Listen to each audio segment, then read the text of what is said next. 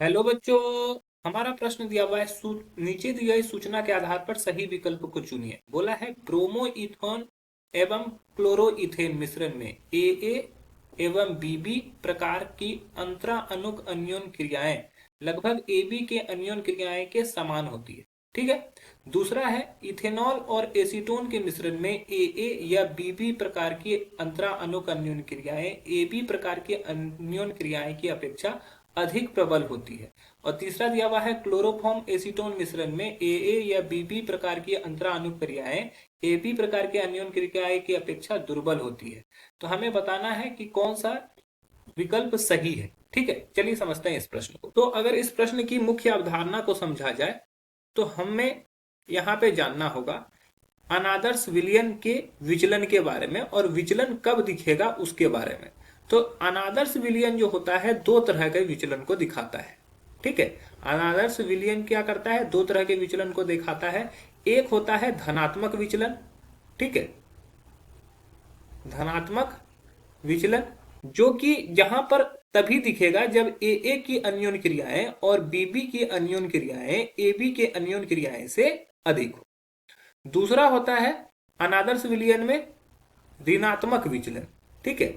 ऋणात्मक विचलन कब दिखता है, ऋणात्मक विचलन तब दिखेगा जब ए की अन्योन क्रियाएं और बीबी की अन्योन क्रियाएं एबी के अन्योन क्रियाएं से कम होती है। ठीक है।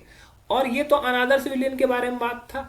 अगर आदर्श विलयन की बात की जाए तो आदर्श विलयन वो विलयन होता है जो कि रॉल्ट के नियम का पालन करता है।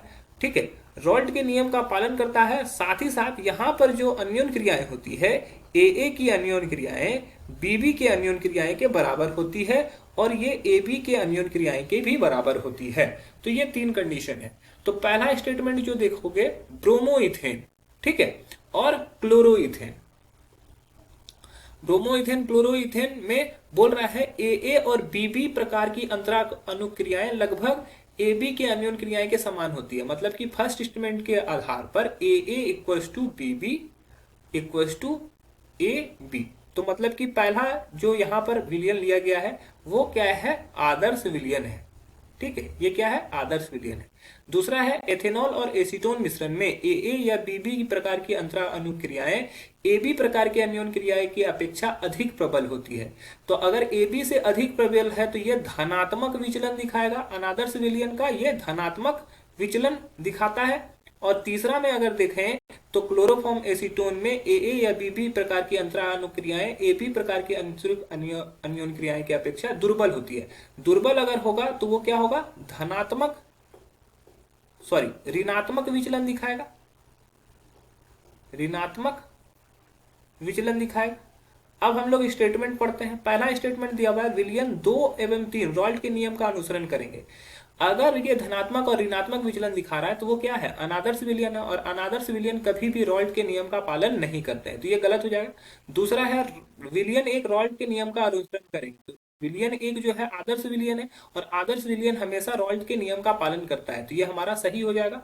तीसरा है विलयन 2 रॉल्ट के नियम का ऋणात्मक विचलन को दिखाए, लेकिन विलयन 2 जो होता है वो कैसा विचलन दिखा रहा है, धनात्मक विचलन दिखा रहा है, तो ये गलत हो जाएगा। और यहाँ पे दिया हुआ है विलयन 3 धनात्मक विचलन को दर्शाएगा, लेकिन विलयन 3 जो है ऋणात्मक विचलन को दर्शा रहा है, अतः यह भी गलत है। तो हमारा जो सही उत्तर हो जाएगा वो हो जाएगा ऑप्शन बी।